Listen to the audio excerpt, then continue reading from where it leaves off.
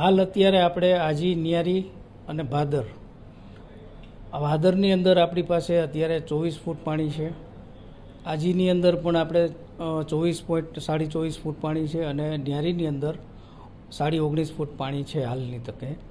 આ ત્રણેય ડેમને જોતા ક્લિયરિટી કરતાં 15 ઓગસ્ટ સુધી રાજકોટને કોઈ પાણીની તકલીફ પડે એમ નથી.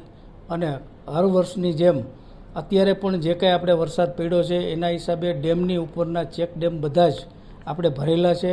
અને અમે જોયું છે કે ભૂતકાળની અંદર વરસાદ થાય છે ત્યારે 31 જુલાઈ પછી જ આપણે ડેમની અંદર પાણી આવતા હોય છે.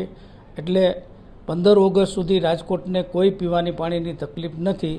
અને ત્યાં સુધીમાં આપણે સારા વરસાદ થઈ જાય તો આપણે બંને ડેમની અંદર પાણી આવી જશે તો આપણે કોઈ સૌની યોજનાનું પાણી માંગવાની જરૂર પડશે નહીં. આગામી દિવસોમાં ખેંચાશે તો અમે 31 જુલાઈ પછીની સ્થિતિને જોઈ અને સરકારમાં અમે રજૂઆત કરી દઈશું કે ભાઈ આ વર્ષે ડેમોની અંદર પાણી નથી આવેલું તો સૌની યોજનાનું પાણી રાજકોટને મળે અને રાજકોટની જનતાને પીવાના પાણી માટેની કોઈ તકલીફ ના પડે એની અમે ચિંતા કરશું.